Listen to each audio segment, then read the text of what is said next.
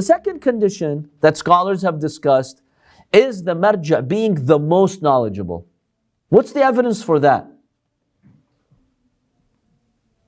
The argument is follow an expert. As long as you're following an expert, your taqleed is valid. Why does your marja has to be the most knowledgeable? Or at least you feel confident that he's the most knowledgeable. Why? Where do we get this condition from?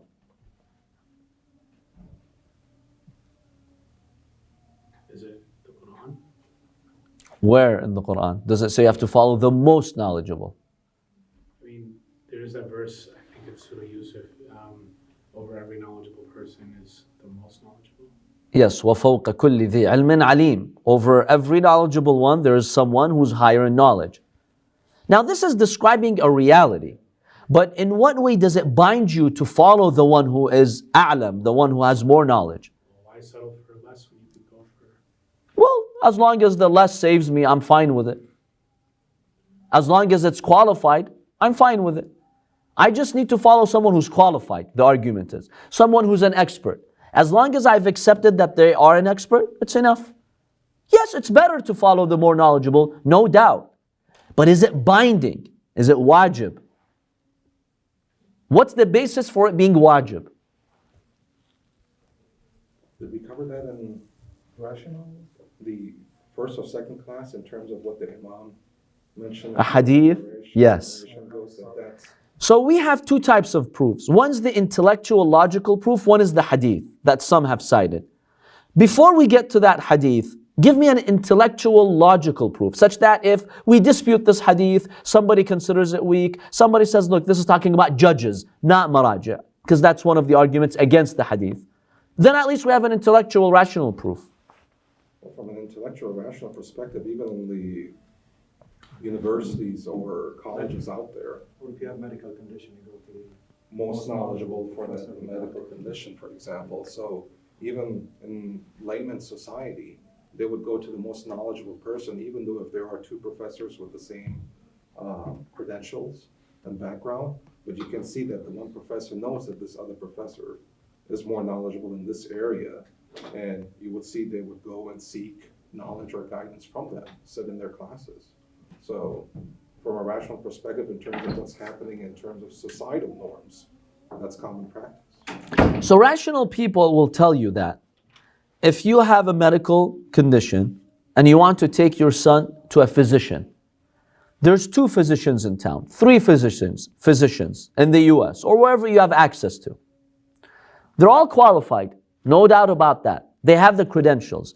But one of them, based on your research, has more expertise, seems to do the surgery better, has more command of medicinal knowledge to do that surgery. Okay. Do rational people obligate you to go to the doctor who's more knowledgeable and more experienced? Or they tell you as long as you're going to a doctor, that's fine. And it's a serious condition. It's like a life-threatening surgery. What do rational people dictate? The argument is the rational people will tell you you need to go to the most knowledgeable. If you took your son to the less knowledgeable doctor and he died in operation, there are rational people who will blame you. And they will tell you, why didn't you not take your son to the better doctor? And by the way, we're assuming that you have equal access to them. Because some people will come and tell you, no, rational people don't operate like that. There's a top doctor in New York who charges X amount for the surgery. I'm not obligated to take my son to him. Yes, there are factors of distance and cost that rational people take into consideration, of course. Let's say there's a doctor in India, in Delhi, that I can go to who's better. Of course, rational Americans are not going to obligate me, take your son all the way to India, because that's a burden or it's a difficulty. So you have to consider doctors that you have equal access to. In that scenario, rational people, you must go to the one who's more knowledgeable. But if one is charging 10 times more and you really don't have that money and you need to go borrow, then it's not clear that they obligate you in that case. Keep that in mind though. We're talking about doctors who are equally accessible to you. Because if we don't make this condition, I've seen some people make this argument. Well, today in any field, if you research, there's definitely some top expert in the world somewhere. He could be in the UK in one area, one could be in India, one could be in Japan, one could be in America. You don't see people, rational people, when making medical decisions, searching for these doctors somewhere in the world. And that's true, rational people don't go that far. Why? Because they don't have that much access to these doctors. Yes, if you're someone who's super rich, you're a millionaire, you could easily go to the UK and spend to save your life, knowing that there's the best doctor there. If you don't go, your circle of friends will blame you. They will tell you, look, you had the funds. You could have taken, yes, it cost maybe $200,000 there. But you knew that that doctor was more qualified to save your son. Why didn't you? There's an element of blaming. But you, the average citizen, no one's going to blame you. Why didn't you go to the UK and spend $200,000 to treat your son? You get the idea, right? So we're assuming that they're pretty equal in access. So if that's the case, rational people do dictate that you have to follow the more knowledgeable one. And we go back to the same intellectual argument that we mentioned about the dead and the living, Marja. We have ta'yin and takhir. I know for sure, if I follow the Marja who's more knowledgeable, I have fulfilled my obligation. Do I have any doubts about fulfilling the obligation? Not at all. But if I follow the less knowledgeable Marja, then it's doubtful whether that is valid in the presence of a more knowledgeable Marja. So now you have certainty versus doubt. The intellect says, take the certain path. And that in itself binds us to do our best to figure out who's the most knowledgeable and follow them. You see the idea here? After the rational principle, we examine hadith. And there's the hadith of Dawood ibn al-Husayn, which we mentioned before. It's a hadith that a lot of marji'as have accepted in terms of the chain. And this is from Imam Abi Abdullah Sadiq alayhi salam. في رجلين اتفقا على عدلين جعلاهما بينهما في حكم وقع بينهما فيه خلاف. The Imam was asked about two Shia. They disputed over a case. Then they went to two experts to resolve the case for them. فاختلف العدلان بينهما. These two just experts had different opinions. The first one said, my opinion based on my understanding of the school of Ahlul Bayt is that this is the solution for your case. The other expert said no. He contradicted the first one. He says no, this is the ruling. So who's going to pass the judgment?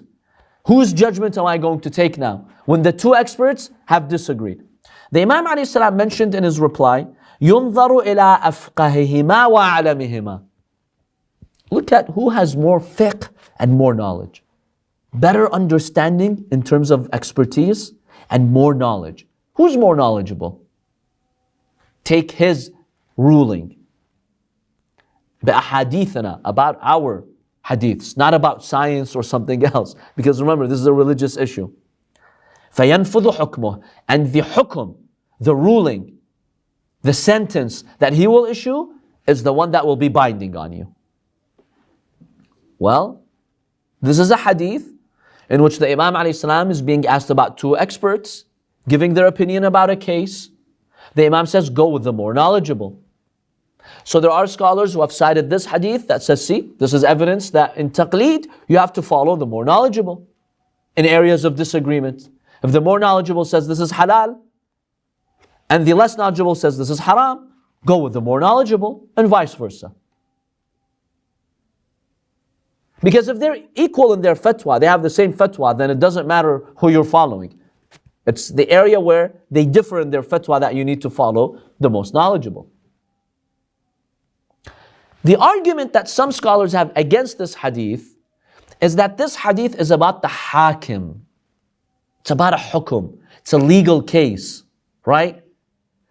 Basically, it's not an official court because the Shias did not have official courts at the time.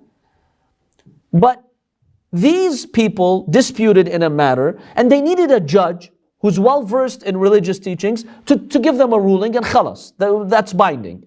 So the Imam says, if there are two judges giving their opinions about a matter, go with the more knowledgeable one. But it's not about taqleed per se. It's about judges, and there's a difference between a judge in court issuing you a ruling and between a marja who's giving you their expert fatwa. So this is the rebuttal that, or the argument that some scholars have against this hadith, that it's applicable to judges but not to maraja. But remember, with the first principle that we discussed, the rational principle, whether we can cite this hadith or not, we still have a rational principle. So what are your thoughts about the issue of following the most learned? Do you see this as clearly being a condition, or it does not seem like it's a condition and you can just follow any expert scholar? Well, how are we supposed to know? Who is the most knowledgeable? We'll get to that briefly. But before that, the concept of following the most knowledgeable, is that something that you find binding, or no, you disagree? Well, due to the fact that you brought two different scenarios, you used rationality and then you used narrations. But based on the concept of rationality and what seems following logical reasoning, some people could easily make a case in this area and say that due to these factors today, my logical reasoning dictates that essentially for XYZ ruling, it doesn't make sense. The ruling does not make sense. The ruling does not make sense. Of the most knowledgeable. Or any marja. Or any marja. Maybe all marjas have the same ruling based on one specific scenario, but due to worldly conditions and whatnot, and your logical reasoning that could be shared across many different individuals, group of intellectuals as they would call it, they would say, yeah, that just doesn't make sense. And based on that concept of rationality, if this doesn't make sense, then why should I follow the rest of the stuff that they're saying? I see a lot of That's an objection, yes. You find a few rulings not making sense, and that causes you to doubt the whole system altogether. We'll get to that in a couple of minutes when we talk about one other aspect related to the a'lam, the one who's most knowledgeable, and how to determine that.